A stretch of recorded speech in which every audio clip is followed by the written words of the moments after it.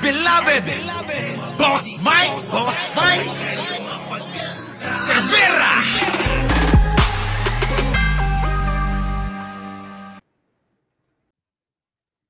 Magandang umaga, magandang hapon at magandang gabi sa mandako ng mundo. Naroon kayo siyempre, magandang buhay na rin para sa ating lahat. Siyempre, bago tayo mag-umpisa, kung hindi pa kayo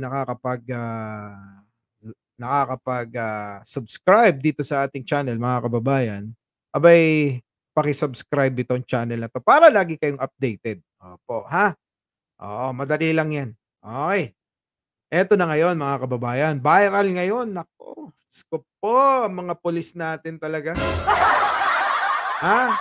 Yung mga halos 1,000 kapulisan, membro ng PNP, mga kababayan, ay pinagsisibak sa pwesto.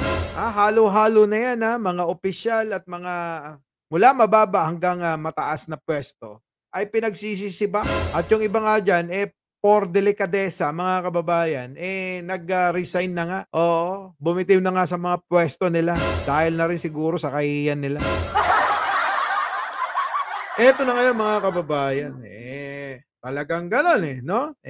Wala tayong magagawa. Ito yung mga minana pa sa dating administrasyon, mga kababayan. Baka sabihin na naman ng iba dyan, yan, mula nung naging presidente si Bongbong Marcos, ganyan na nangyari.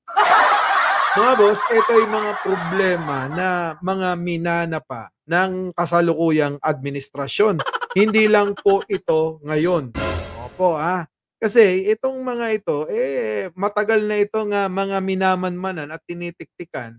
Kaya nga ito yung mga nasabat. Ibig sabihin, matagal na nilang ginagawa ito. Kaya nga ito, mga kababayan, panoorin ninyo. Pasok! Umabot na sa halos 1,000 pulis ang sinibak sa pwesto dahil sangkot sa ilegal na droga. Sa gitna niyan, palalakasin palalo ng Administrasyong Marcos ang kampanya kontra droga. At tututok si June Veneracion. Mahigit 3,900 na pulis ang napatawan ng iba't ibang parusa, kabilang ang dismissal mula July 1, 2022 hanggang January 3 ng taong ito. Sa bilang na yan, 985 ang natanggal sa PNP dahil sa iba't ibang kaso gaya ng pagkakasangkot sa illegal drugs at pagiging positibo sa droga. Pero pinakamarami ang nasuspinde na umabot sa 1,701. What we really want is a police force na pinagkakatiwalaan ng mamayan. Internal is one also to make sure that ang ating pulisan ay kapani-paniwala. Hindi naman nababahala. Yun! Diba, mga boss? Mahalaga pa rin kasi yung yung tiwala natin sa ating alagad ng batas, sa ating kapulisan, 'di ba? Hindi naman po pwede na wag kayong magtiwala. Although marami talagang mga iskalawag diyan, pero marami pa ring mga matitino na ginagampanan nila yung kanilang tungkulin ng maayos.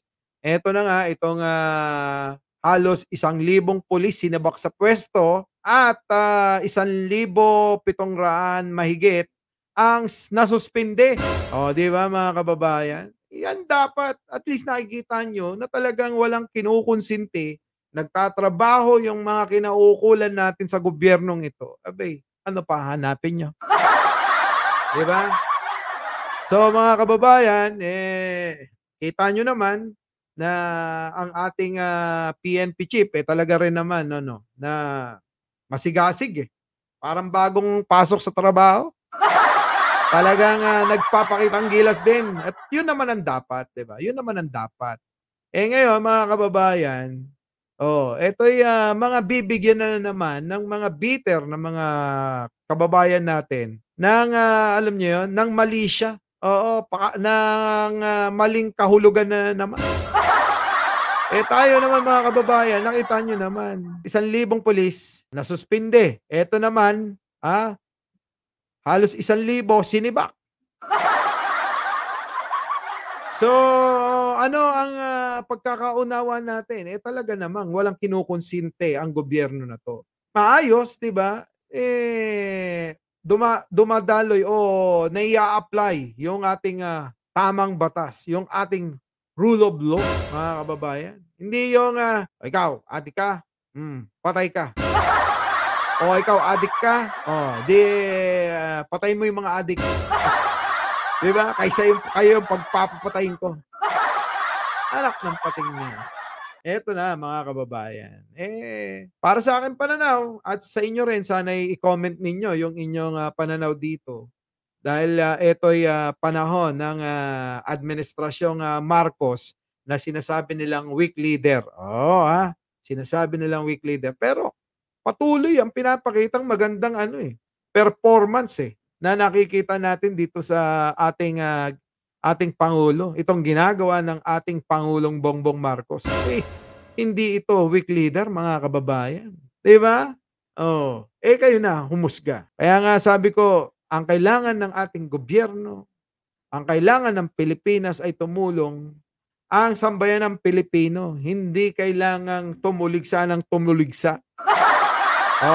Kasi alam nyo, mga kababayan, sa panonood natin ng iba't ibang mga platform, marami dyan, nililin lang kayo at nililigaw kayo sa dapat nyong paniwalaan.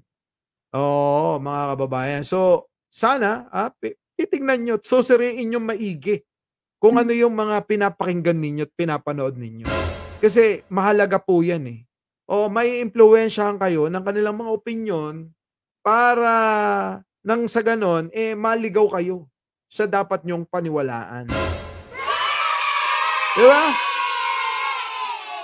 Kaya nga, sabi ko nga, marami dyan yung mga platform na puro walang ginawa, kundi sama ng loob yung binabalita. No? Okay lang maging kritiko, mga kababayan, pero yung naaayon naman. Huwag naman yung parang nasa palengke lang tayo. Para kayong nakikipag-away sa kapitbahay ninyo na nakatira kayo sa, alam nyo na. Diba? Iskwalang datingan, mga gano'n, mga kababayan. Akala natin may mga pinag-aralan, yung pala'y... Anyway, mga kababayan, bahala na kayong humusga dito. Bahala na kayo. Panoorin na lang natin ulit. Sige, panoorin natin ulit at kayo na humusga. Panoorin nyo. Pasok! Umabot na sa halos 1,000 pulis ang sinibak sa pwesto dahil sangkot sa illegal na droga.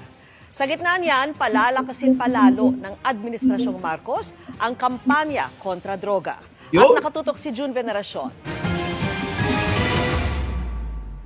Mahigit 3,900 na pulis ang napatawan ng iba't ibang parusa, kabilang ang dismissal mula July 1, 2022 hanggang January 3 ng taong ito. Sa bilang na yan, 985 ang natanggal sa PNP dahil sa iba't ibang kaso gaya ng pagkakasangkot sa illegal drugs at pagiging positibo sa droga. Pero pinakamarami ang nasuspinde na umabot sa 1,701. What we really want is a police force na pinagkakatiwalaan ng mamayan. Internal cleansing is one also to make sure that ang ating pulisan ay kapani-paniwala. Hindi naman nababahala ang PNP kahit halos 1,000 pulis na ang natanggal sa serbisyo sa ilalim ng kasalukuyang administrasyon. Kung tutuusin, nasa 0.25% lang daw ito ng kabuuang puwersa ng pambansang pulisya. Isa sa mga malaking hamon na hinarap ng PNP sa ilalim ng Marcos administration ang problema ng illegal na droga, lalo nang madawit ang ilang senior officials ito. Humantong pa ito sa malawakang paghahain ng courtesy resignation na ang ilan ay tinanggap ni Pangulong Marcos kasabay ng paglilinis ng kanilang hanay.